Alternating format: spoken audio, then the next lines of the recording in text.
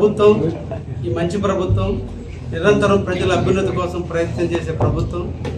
మా ముఖ్యమంత్రులు శ్రీ నారా చంద్రబాబు గారి నాయకత్వంలో, మా యువ నాయకుడు లోకేష్ బాబు గారి సూచనలతో ఈరోజు రాష్ట్రం ముందుకు పోతున్నటువంటి తరుణంలో అన్ని ప్రాంతాలకి పట్టుకొమ్మలైనటువంటి పట్టణాలను బాగా అభివృద్ధి చేయాలి. విస్తారంగా పట్టణాలు సంవత్సరానికి 10% వరకు పెరుగుతున్నటువంటి తరుణంలో పట్టణాలన్నీ కూడా మహానగరాలుగా మారాలి అనే ఒక దృఢ సంకల్పంతో ఈరోజు రోడ్ల విస్తరణ కానీ, మంచినీటి సదుపాయాలు కానీ, కరెంటు సదుపాయాలు ఇస్తూ మంత్రివర్యులైనటువంటి నారాయణ గారి ఆలోచనలు నిరంతరం కూడా మున్సిపాలిటీని అభివృద్ధి చేయాలి.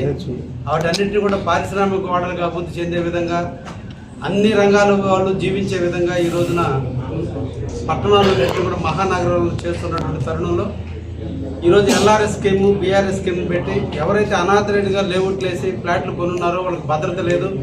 ఎప్పుడైనా ఇల్లు కట్టుకోవాలన్నా వాళ్ళు 14% బెటర్మెంట్ ట్యాక్స్ కట్టాల్సి వస్తుంది. అదే ఈరోజు రెగ్యులరైజ్ చేసుకుంటే ఇక్కడి నుంచి మున్సిపాలిటీల భద్రతలు ఆ ఫ్లాట్లు ఉంటాయి, ఎటువంటి ఎంకరేజ్మెంట్ జరగకుండా ఉంటుంది, ఫర్దర్గా ఎటువంటి ఇబ్బందులు రాకుండా ఉంటాయి. కాబట్టి 7% కట్టి ఈరోజు రెగ్యులరైజ్ చేసుకునే విధంగా దీనివల్ల మున్సిపాలిటీలు స్ట్రెంథన్ అవుతాయి, పట్టణాలు విస్తరించడానికి అవకాశం ఉంటుంది, రోడ్లను డెవలప్ చేయడానికి అవకాశం ఉంటుంది.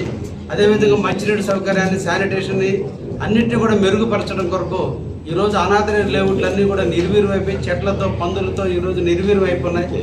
వాటన్నింటినీ కూడా ఒక క్రమబద్ధీకరించి మహానగరంగా మార్చడం కొరకు ఈరోజు మంత్రివర్యులు నారాయణ గారి ఆధ్వర్యంలో ఈ రోజున LRS స్కీమ్ని ప్రవేశపెట్టడం జరిగింది. ముఖ్యంగా మా కావలి నియోజకవర్గంలో దాదాపు 973 ఎకరాలు లేఅవుట్లు వేసి ఉన్నారు. వీటన్నిటిని కూడా రెగ్యులరైజ్ చేయగలిగితే మున్సిపాలిటీ కూడా స్ట్రెంథన్ అవుతుందన్న ఆలోచనతో ఈరోజు మంత్రి గారి సూచనల మేరకు ఈ రోజున మేమందరం కూడా ప్రతి ఒక్కరు మున్సిపల్ అధికారులు అందరూ కూడా ఈ రోజున కస్టమర్లతో మాట్లాడి వీటన్నిటి LRS స్కీమ్ కింద వాళ్ళందరినీ కూడా తీసుకొచ్చే విధంగా ప్రయత్నం చేయడం జరుగుతుంది. అదేవిధంగా అనాథరేట్గా చాలామంది మున్సిపల్ పర్మిషన్ లేకుండా బిల్డింగ్లు కట్టుకొని ఇర్రెగ్యులర్గా ఎట్లాంటి అట్లా కట్టించుకొని ఉన్నారు.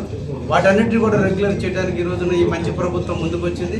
ఈ రెండింటి వల్ల మున్సిపాలిటీలు అన్నీ కూడా స్ట్రెంథన్ కాబోతున్నాయి. దీనివల్ల శానిటేషన్ కానీ, డ్రింకింగ్ వాటర్ కానీ, లైటింగ్ కానీ అన్నింటినీ కూడా మెరుగుపరచడానికి అవకాశం ఉంది. కాబట్టి ఈ పథకాన్ని అందించినటువంటి ముఖ్యమంత్రి వర్యులకి చంద్రబాబు నాయుడు గారికి ప్రత్యేకంగా ధన్యవాదాలు తెలియజేస్తూ, ముఖ్యంగా నిరంతరం కూడా రోజుకి 18 గంటల పాటు నిరంతరం కూడా చేస్తూ ఎక్కడ మున్సిపాలిటీలో ఇబ్బందులు పడకుండా చూస్తూ ఈరోజు ప్రతి ఒక్క మున్సిపాలిటీని రివ్యూ చేసుకుంటూ మున్సిపాలిటీని స్ట్రెంథన్ చేస్తున్నటువంటి మంత్రి నారాయణ గారికి కూడా ప్రత్యేకంగా ధన్యవాదాలు తెలియజేస్తున్నాను. Thank you.